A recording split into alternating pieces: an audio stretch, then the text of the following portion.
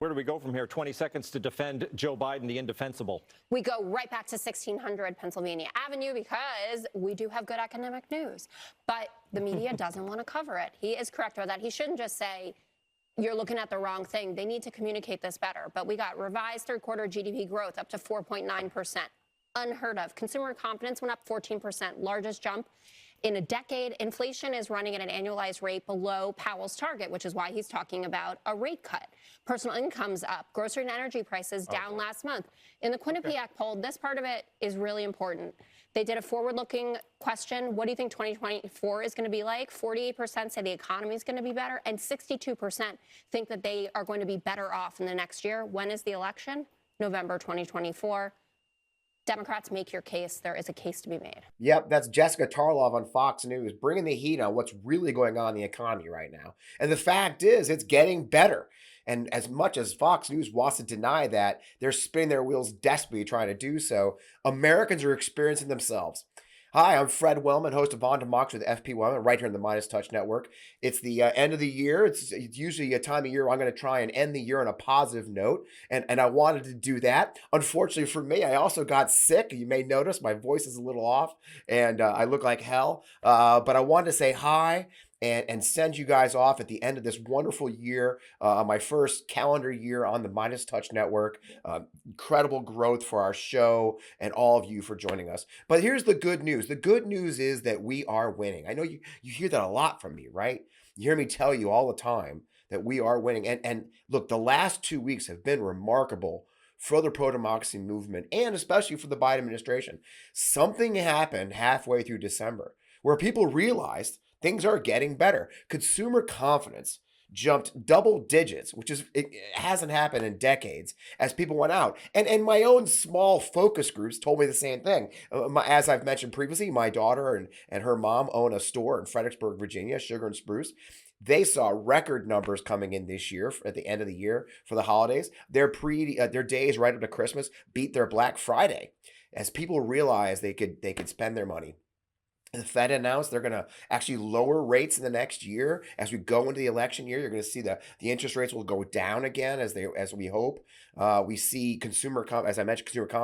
I love donuts. It's a thing. And my local donut store told me the other day on Christmas Eve, it was their best week in the history of the store. So again, people are kind of starting to vote with their wallets. They're starting to feel confident. They're starting to believe that we're going in the right direction. And the polls will take a while to show that. I get it. But what you can see it yourself. You saw it when you went shopping. You saw it when you go to the gas pump yourself and see the gas has gone down. It's hard. Look, they can tell you it's $8 all they want at their rallies. But when it's less than $4 in Hawaii, you know that prices are coming down. So I just want to tell you guys, thank you. Have faith. We've got this. I wanted to go and I still want to share a show with you. So what we're going to do is I'm going to share an interview with you that I did earlier in the year before I joined the MeidasTouch Network, actually, from February of this year with the incredible Katie Phang of MSNBC. And Katie and I had a great discussion about how she got to where she is today, her views on things. We shot this interview right before the first Trump indictment came down. But you'll see that Katie was pretty dead on in her predictions about how this would go. And I think you'll find this a fascinating interview. For those who haven't seen it before, you probably haven't. It's on the On Democracy YouTube channel, but has never been broadcast on the MeidasTouch Network. I apologize. I can't give you a whole show this week. As you can see, I'm fading fast with this illness. I hope to recover quickly and be back with you next week. But in the meantime, I hope you had a wonderful holidays. I hope you have a happy new year. And let's keep this fight going and keep it together. And we're going to do great. I have faith. I have faith in us as a nation. With that, let's talk to Katie Fang.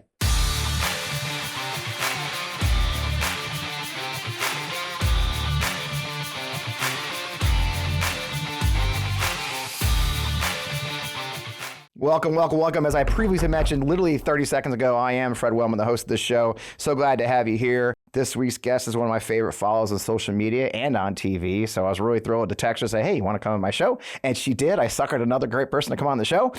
Continuing my history of getting cool people to come on my show, not knowing just how crazy it is. And nonetheless, if you're honestly, I tell you what, guys, if you're not paying attention to things right now, our guest this week is on a roll lately, and you need to tune in. Katie Phang started off as a lawyer before beginning her path as a legal analyst locally in Miami and continued to grab national attention. Now she has her own show on MSNBC and Peacock, aptly titled The Katie Phang Show. I tell you, branding, as well as hosting her own podcast, Class Action. Her talent makes her a frequent guest host across MSNBC, and now she's joining us. Katie, welcome to the show. I appreciate you taking time for me. It is an honor to be asked to be a part of this amazing experience. What a journey you've had. So thanks for having me. It's been a ride. I'll tell you, it's been an interesting journey to get here. And I always start the show off that way. It's like, you have had quite a career, 20 years or so of between being a lawyer and now you're on TV. I mean, you've become a real great voice. I love your voice of telling it like it is in this incredible moment we're facing. What was the journey for you to get from state's attorney's office in Miami to where you are at MSNBC today and where you see our country? Yeah, so I've had an unconventional journey to get where I am today, but I do appreciate the 25 years serving as a trial lawyer doing both criminal and civil, because I think you need to have street cred to be able to talk about a lot of the issues that America is facing today. The battle for democracy is not one that it's not being fought in the ether. It's being fought in the courtrooms across the country. And I think it's great that I had the background to be able to try cases and to become familiar with the judicial system. And I would like to be able to use that experience when I talk about it, when I'm serving as a legal contributor or when I'm, hosting my show. And that's what I try to do. I try to make sure that my journey from practicing law, from everything from small to big law firms to running my own law firm, now that I'm doing full time, 100% TV, I want to make sure that I can parlay that experience into knowledge, because knowledge is power. And that's exactly what I want my viewers to have. I want them to have that takeaway when they leave watching the Katie Phang Show. They learned something new and something nuanced, not just something that you could just pick up the internet and read. I want to make sure my guests are able to make you feel fulfilled, that you've tuned in and you've actually learned something after spending some time with me. And it's funny. That's exactly what I take away. And we've done a couple stories together, with between my cancer and everything else. But your approach is really unique. I enjoy the way your guests seem to come on knowing that we're going to have a different angle on things. We're going to see the sides, and we're not going to hold back. I mean, what's lovely about with the way you straddle Peacock and broadcast is, I think you can talk about things that are not being talked about as much, right? I mean, it seems you seek those stories out. Yeah, I do, because I think there is so much for public consumption out there these days. And I think you need to be careful about what you're putting out there. Mm-hmm. And I think we take the time to curate the information and the guests that we put on the Katie Phang Show, because you have just an amazing, I think, resource at a network like MSNBC, for example, to be able to get your information. But I think it depends on how it's presented. We may eat out at different restaurants. We may look at menus that have the same dishes, but they're cooked differently, right? And so I think that that's part of it. You want to come and you want to be able to get the information. But I also think in a time when disinformation and misinformation is rampant, you want to be able to trust the source of the information that you're getting. Partially when it's coming from the literal horse's mouth, it's actually the person who's living through the experience or having, gone through the event. And partially from an analyst that I think is credible. I know, an analyst or a person who's either done that journey, lived that campaign, done the actual political experiences to be able to come to you and say, with my wisdom, my training, my background, this is what I can tell you is what's going on. And it's such a key time. One of the topics I touch on the show a lot is our institutions and what our institutions are facing in this moment and the challenges they face. And you straddle two direct different parts. The pillars you straddle between the media and the judicial system, the legal system, are very key parts of this, right? And we've seen some dramatic changes, obviously the Supreme Court issues and everything else, the appointments to the courts, but also our friends in the media have been very challenged in how to define these moments. Like you said, disinformation, misinformation, calling them lies. What are we doing this week? A national divorce, which we can talk about in a minute. But I mean, I love your perspective. Do you think especially these two institutions that you have feet planted in, both of them, are they meeting the moment in your view, Katie, or where do we hold them accountable, and is there a problem? I think that's where I think particularly come into the best service for Americans. Yeah. Is because having lived through the judicial system as a litigator, as a lawyer, and having done it for as long as I did, it's sometimes hard to be able to describe as a journalist, as a part of the media now, what goes on, like how the sausage is made. Right. And part of that challenge comes from dealing with people's impatience with Merrick Garland, with the DOJ, with Fani Willis, right? Trying to temper expectations. That was the biggest challenge as a lawyer, was dealing with clients and their expectations. But I think it's important for people to understand that there is a process, and there's a reason why the process is what it is, and that you want it to be that process. And I think it's been very hard to reconcile those two, which is why I'm happy to straddle and live in those both of those worlds, to be able to say, having gone through this experience of presenting an indictment to a grand jury, or obtaining an indictment from a grand jury for presenting evidence, having tried these cases, gotten the convictions, and had all the concerns about how to get there, I think this is why, having a space and a platform in media, and especially at a network like MSNBC, allows me to be able to present that to the viewers so that I can temper their expectations, and I can explain, no, it's not because Merrick Garland's too scared to do it. It's because there's a lot that's going into the calculus of deciding how to move and at what pace. But it also lends me to have the experience to be able to say, that's why I'm looking at Fani Willis as being the first to return an indictment against Donald Trump et al.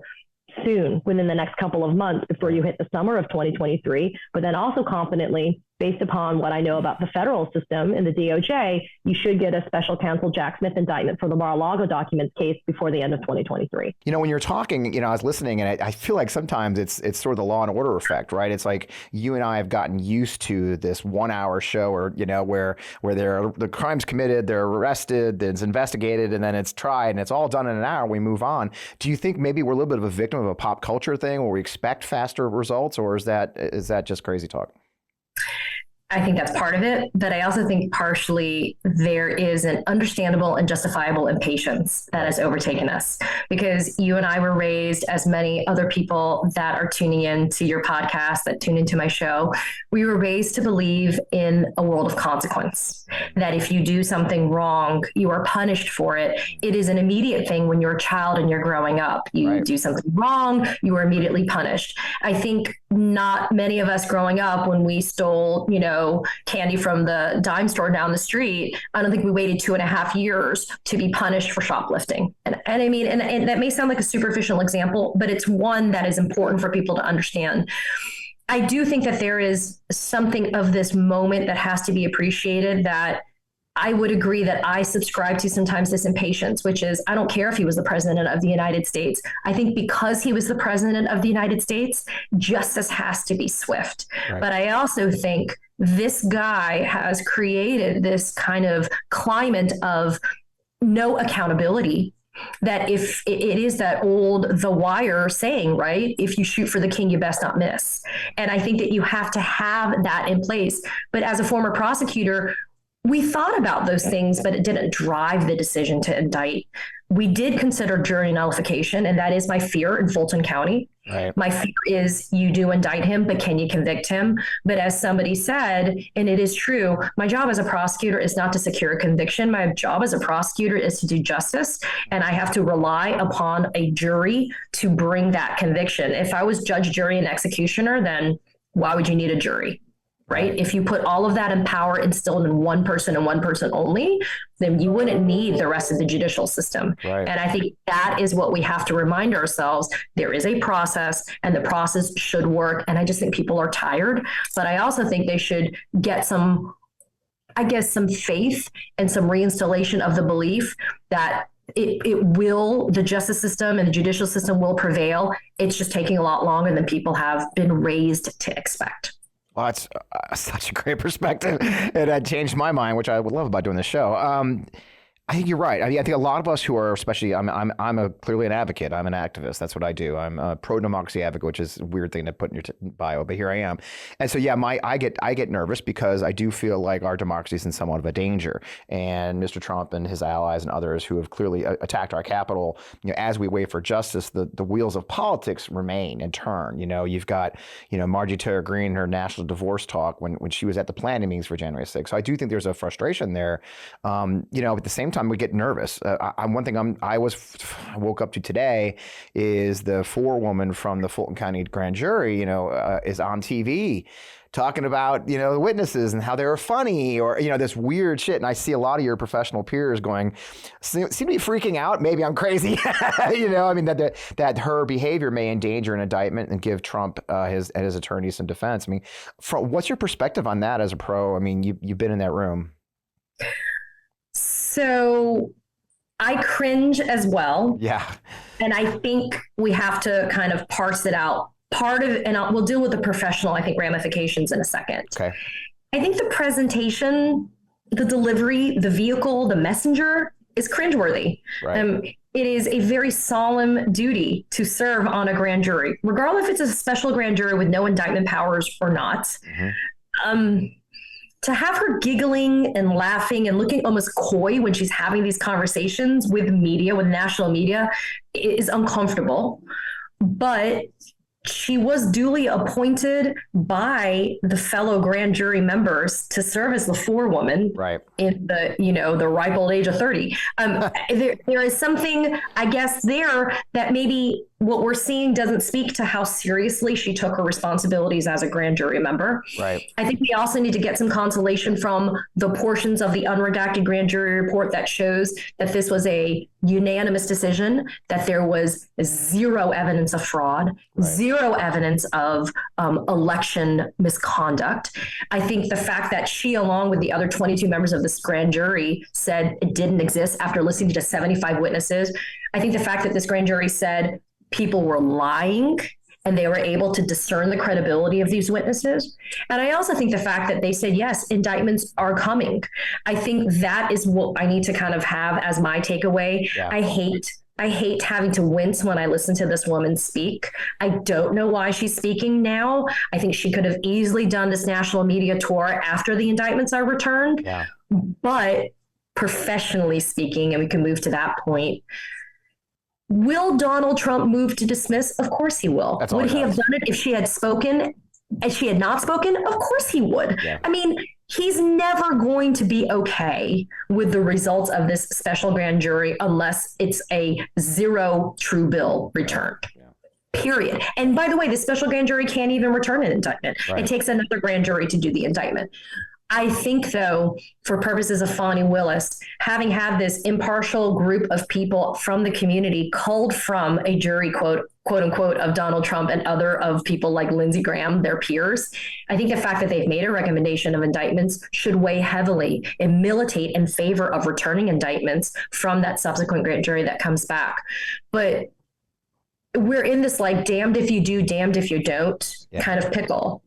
It's like, you know, are we now supposed to say, oh, no, you know, doomsday is upon us because this young woman decided to speak out the way that she did? I don't think it's fair. I'm just going to lean on what I tweeted out last night, which is just because you can doesn't mean you should. Right. I don't know why those kind of inadvertent missteps, why they bother us so much, Fred. But I think it's because of exactly what we talked about a few minutes ago, which is we're just dying for accountability. Right. We just want there to be a consequence for somebody doing something wrong. And we feel like people are skating without that, you know, accountability. And that's what's bothering us the most. So maybe in fairness, objectively, we're misdirecting our frustration a little bit, maybe on this young woman. No, that's great perspective. I mean, I think you're right on target. I mean, it is. I think a lot of it, like you said, the paranoia, the fear.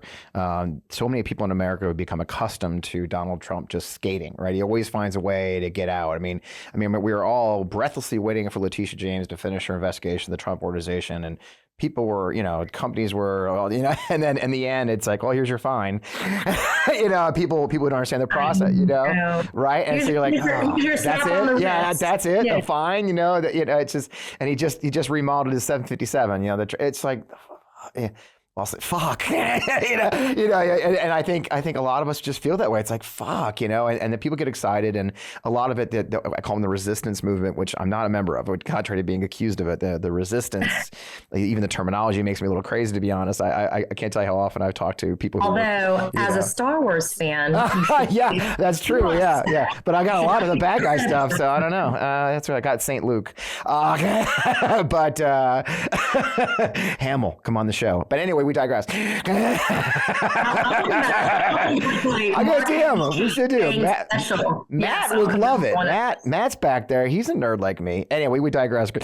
Or as Brett Terhune says, I digest. But anyway, I think the frustration, this guy keeps skating and keeps skating and keeps skating, and he's just a master of never facing accountability in his whole life. I mean, Donald Trump's entire life has been mistake after mistake, bankruptcy, criminal charges, escape. He always finds a way to squeeze away down. I mean, he's a master at, I think an octopus would be proud of how he's able to squeeze through tiny holes and still find himself alive on the other side of it. There is a frustration, right? I mean, there's a frustration. Do you think, and so I'm going to circle back because you opened that can of worms. You said, Fani, you're looking at that this summer, you're thinking Jack Smith. So Jack Smith's on track. I mean, we're seeing, it seems like, for me, who is accustomed to it, the silence is freaking terrific, right? I mean, very little is leaking out. I mean, Jack Smith seems to be doing his job and taking it very seriously. And all the things we were proud about him being a no bullshit guy who's not going to be seeking the spotlight or anything else seems to be coming true. I mean, what's your take on that as a professional and especially with your national, city where you're sitting? I think we know about what's happening in the Jack Smith room because of the media and reporters camping out and watching people going in and out and reporting to grand juries. Do I think leaks are happening through counsel, for example, conveniently? Yes. But every once in a while, as you know, a few days will go by and the next thing you know is we'll get a report that so-and-so got subpoenaed or so-and-so showed up to the grand jury. Yeah. The most recent round of subpoenas to Mark Meadows and Mike Pence clearly made headlines because we're all kind of scratching our heads and wondering how does Mike Pence saying, I'm not going to comply with the Jack Smith subpoena impact Jack Smith's investigation? But I think if there was anything that Jack Smith understood going into his role as special counsel as appointed by Merrick Garland is that time is of the essence. Right. I'm fully confident Jack Smith's not going to sit there and cut a corner because of time being of the essence. But I also think he's not going to risk the entirety of a prosecution on the one word of Michael Pence. Right. And I think that people need to be reminded that when you prosecute a case, you have direct and circumstantial evidence. And you can convict and you can prosecute on circumstantial evidence because sometimes you're lacking the direct evidence. Yep. I think when it comes to something like 1-6 and Donald Trump's role in 1-6, I need to make sure that people also have a delineation clearly. I think you're going to have a problem with Donald Trump being prosecuted for the violence of the insurrection at the Capitol, but the fake elector scheme is different. The fake elector scheme is tied to the 1-6, and that is also being investigated by Jack Smith. And so I comfortably say Mar-a-Lago because I do think that there is a very distinct case being made for Donald Trump that's separate apart from Joe Biden and Michael Pence and their retention of classified documents. I think that is a layup for Jack Smith. And I think people need to be reminded, though, it's not just Mar-a-Lago, it's 1-6 and it's fake elector. Right. Remember, there was a slew of subpoenas that went out in November of last year dealing with fake elector schemes in Arizona, Pennsylvania, et cetera. And then all of the information that's been culled by Fani Willis, you and I both know, Fred, there's an information share that's going on with Jack Smith in D.C., of which we're not privy. Yep. And so I think that it is so hard because I always get very frustrated because I am an impatient person. That is one of my biggest vices. I feel like we should not be walking, we should be running by this point. And I think that these things will happen this year in terms of the indictments being returned. However, I also believe that we have to realize, I think part of what happened to us too is I think we got a little bit tainted by the Robert Mueller experience. Yeah. I think we canonized him. I mean, we joke about your St. Luke candle. I have a Robert Mueller, worship candle. I still have it. You still have it. Katie, that's the part. You still have it. That's where I'll fault you for I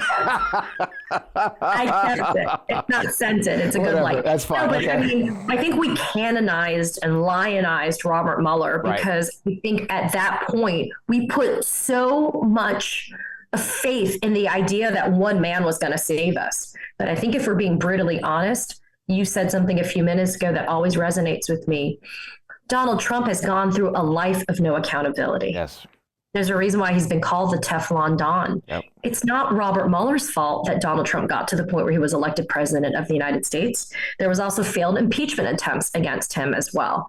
But he got to that role. He could have otherwise just been a joke reality TV guy who never served as a president of the United States, grifting day in and day out, but not directly impacting American democracy. Yeah. So who do we really have to blame? Let's blame Donald Trump. Yeah, but that's a layup. We have to blame the people that put him into office. And that is why it may sound like such an easy thing to say, but I think it fits with the title of your podcast. You know, democracy is something that has been bastardized. It has been bastardized to fit an agenda depending upon which party you are a member of. And I think that we need to blame voters. We need to blame voters. We need to say you never had any business electing that man. But then we also need to make sure that we still go out and we vote so you don't get a Kevin McCarthy as a Speaker of the House who turns over 40,000 documents and access to 1/6, security footage to Tucker Carlson at Fox News. Insane. You can blame Kevin McCarthy, but if he was never in that position, the Lauren Boeberts, the crazy MTG calling for civil war, if they're not in a position to be able to do that, then what are they? There's some dingbat ladies, from Colorado and Georgia, right? That are doing their crazy shit down the street at like the local whatever, the 7-Eleven. I just think we need to be a little bit more introspective sometimes about how we got where we are. Right. And it's actually one of the reasons I took last week off is, the mission I've been working on is along those lines. I mean, I was shocked to discover that 23 Republicans ran unopposed last cycle in the congressional cycle, whereas only 6 Democrats did. And what's interesting is you look back at the data, that's actually flipped. Democrats had like 30 4 cycles ago, but now it went lower and lower and lower. Only 6 Dems are unopposed, and the Republicans went higher and higher and higher. And those include Paul Gosar and Debbie Lesko and others. And then when you look at the underopposed ones, the ones who had opponents who never really made a ton of money and didn't put up a fight, you got Ronnie Jackson, you got crazy Harriet Hageman. Yeah, I mean, these people, 75% of the Freedom Caucus ran essentially unopposed, because their opponents couldn't raise enough money to really put up a fight. So you're right. We're in a situation where we're not doing an effective job of turning out those voters, right? The numbers are there, and it's sort of my life's work right now is just understanding how do we fight everywhere and support everywhere so we can take on folks like that. But you're right. It's in the end, it is the voters. And of course, my recent experience. I was a senior advisor for Marcus Flowers in Georgia against MTG. A person who has no business running for office, but pulled incredible numbers up by the Tennessee border. If you look at our district, we did pull it. Marcus got 35% of the vote, which is the highest that the Democrats gotten in Georgia 14. But in the end, a lot of people just love it. I knocked doors. I tell the story, Katie. I was knocking doors, and I came upon a townhouse complex in the middle of the district, and there's an older lady there. I'll say a white lady. And I walked up, and she was talking to her neighbor, an older black man. I said, I'm here, want to talk to you about Marcus Fire. She goes, who are you for? I said, Marcus Fire. She goes, oh, no, MTG's my girl. And I'm like, whew. and I was like, oh. Yeah, no, she just drives them crazy. I was like, ma'am, okay, that's not governance, okay? Okay, at what point did we decide that non-governance and non-support, I mean, she literally, as soon as the election over, she closed she's down to 1 congressional office in the far part of her district. It's not listed on the website. It's just, and people just vote for this. They vote for not being represented. The funny thing I get, and I'm soliloquying here, I apologize, is there was a comment on maybe Matt saw it on the podcast on Apple. Somebody said, because the show is named On Democracy, right? The guys, what an idiot. It's a constitutional republic. And I'm like, okay, a constitutional republic's a form of democracy. Fuck. You know what I mean? But a constitutional republic, if we're a constitutional republic, that means it's representative democracy. We have to vote. We have to elect. We have to send our representatives. So the people who tell me, it's a constitutional republic, also the ones who are like happy just having this, 60-30 districts. I'm just ranting. I apologize. But it's just like you're right. But your point is so well taken. I live in Florida. It is a purple state. I live in a red state. I have a DeSantis, Marco Rubio, Rick Scott, Anna Paulina Luna problem, right? Oh, yeah, you do. Okay? Yeah. And the problem that we have is I have a Ron DeSantis stacking a school board, right? I have a Ron DeSantis, quote, anti-woke agenda. I have Ron DeSantis taking his institutionalized racism and anti-wokeness and making it into our collegiate systems now. I mean, it starts as low as our elementary school, primary school children now in public schools that can't read certain banned books.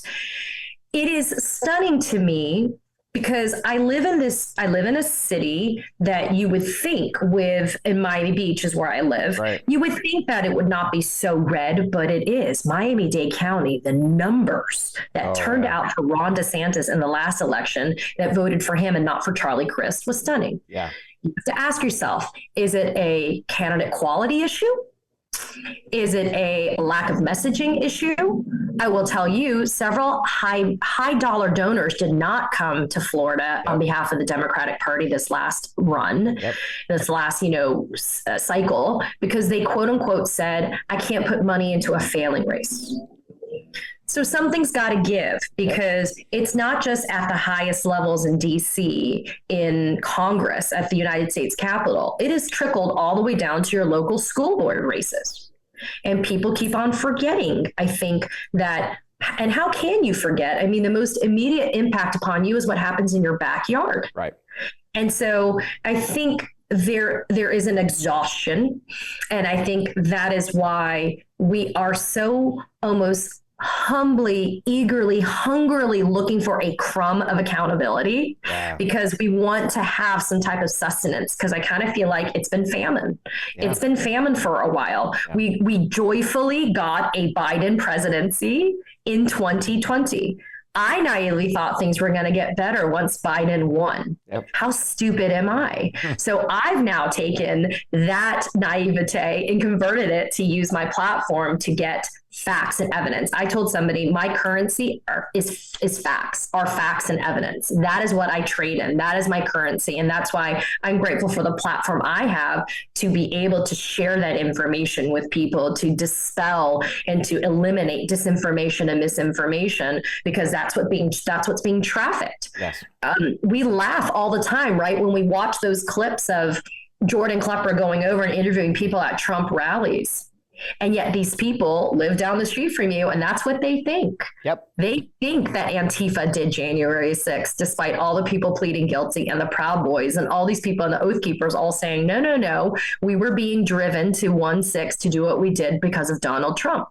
I'm not forcing them to say that. Are you, Fred? No. These are not some Manchurian candidate criminal defendants, but it's still happening, right? And I scratch my head because I'm like, are these people really that dumb? And I don't want to be rude.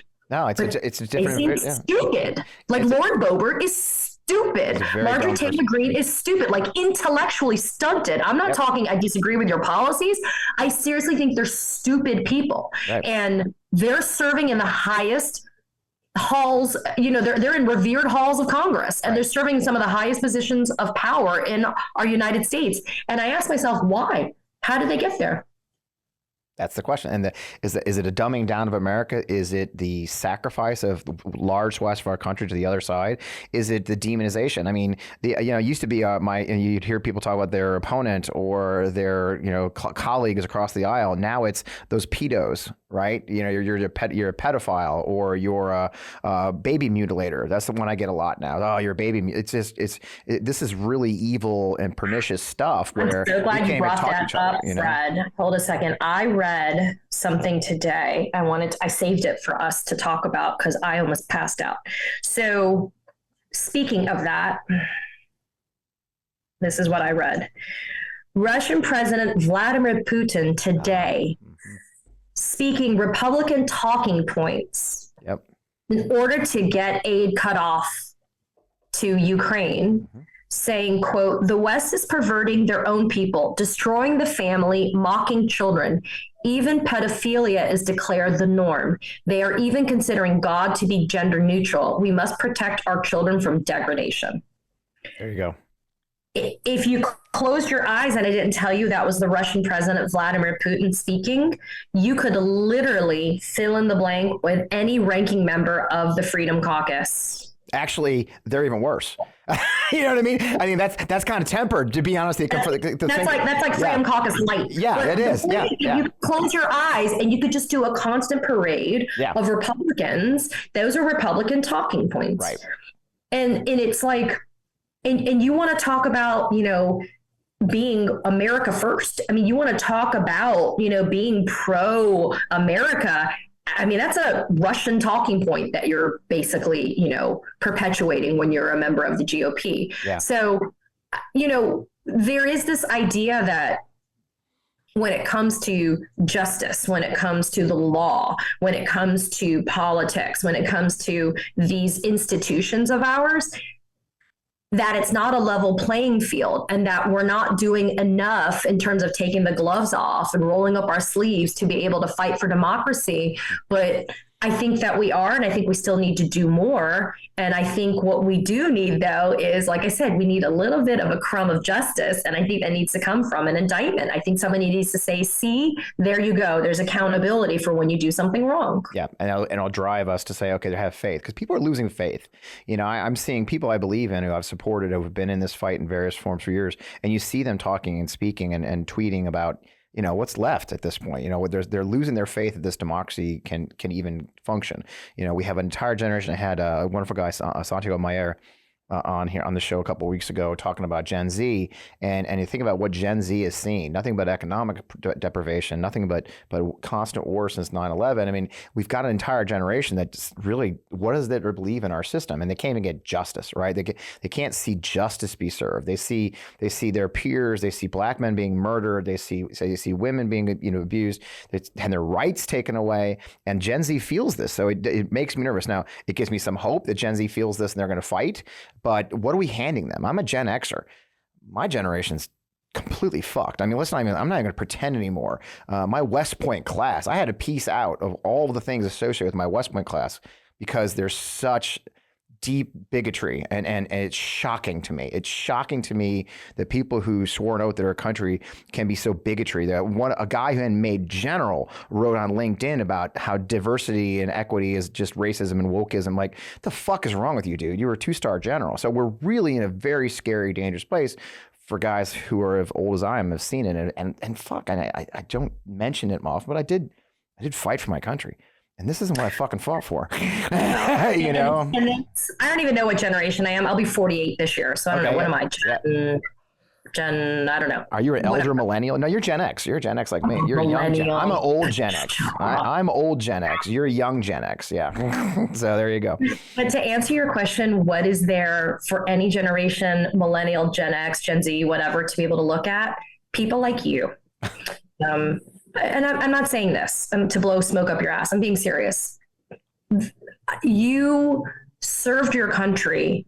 If you look at what that 2-star general said, that's not you. And that's not a lot of people that served in our armed forces. They don't believe that. Everybody bleeds the same color, right? I mean, that is what you did. Your sacrifice counts for something. You're taking your activism to make the world better for people like me with a kid, right? You're making my kid's world better.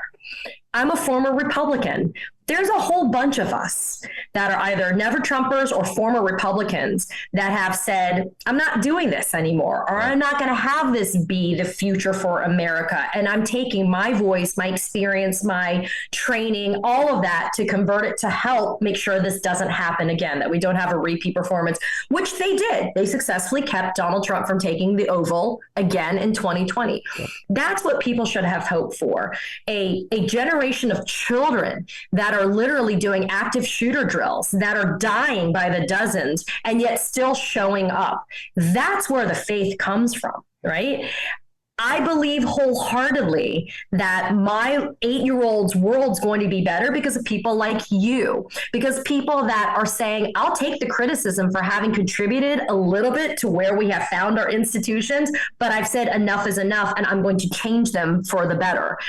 I think that's where people have to find hope. There are always going to be people that are going to be super far right and super far left, right? Yep. It's the people that said, I'm going to take a stand when I could sit this one out, that are not sitting it out anymore. And that's exactly where the faith comes from. That's where we continue to believe, because for those of us that could have easily just said, yeah, you know what, I just won't vote in the cycle, or, hey, you know what, I'll stay a Republican, but I'll vote for the less threatening ones like the Paul Ryans, whatever. The fact that we look back and we look at Paul Ryan as being less threatening, or we look at, like Ted Cruz as a prospective candidate, God knows when they were doing the whole race.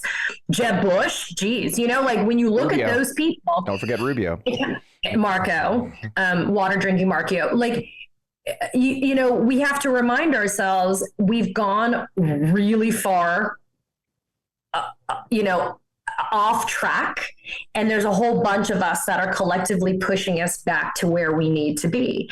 And I think that's where you get your faith. I think that's what it is. You could have just said, Fred, I've served my country. I'm done. Thank you. Yeah. But you don't, right? No. And so that's I think that's where we find ourselves. That's where we find the strength to say we're going to pick ourselves up and we're just going to keep going. Well, thank you. And I think that's a great place to finish. And I appreciate you. It's very kind. I appreciate that. Yeah, I was literally just talking to my partner today about this. I was like, I just want to fight. I'm building something new. I'm really excited to tell you about in the coming weeks. But we just can't stop fighting. And you're right. We have to dust off and take our licks. I had some challenges with my old organization, as and it does make you tougher though. The scars make you tougher, and people like you make us tougher and help us get the truth out there. And I just can't thank you enough for what you're doing. I can't thank you enough for using your platform to tell the truth and your background as a prosecutor and lawyer to keep these things straight for us. So with that, Katie, I thank you. Thanks for joining us. Man, I'm so glad I got you on. I appreciate you. And look forward to seeing you. I'll reach out. I'll text you soon and say hi. Thank you for allowing me the privilege of the time and of your listeners' time. I really appreciate that. Thanks, sister. I appreciate you. Someone told me there are science-backed ingredients that could help me feel 15 years younger in just a matter of months. I wouldn't have believed it. Well, then I tried Qualia Senolytics. As we age, everyone accumulates senescent cells in their body. Senescent cells cause symptoms of aging, such as aches and pains, slow workout recoveries, sluggish mental and physical energy that I know so well, all associated with that middle-aged feeling. Now, also known as zombie cells, they're old and worn out and serving on no useful function for your health anymore, but they're taking up space and nutrients from our healthy cells.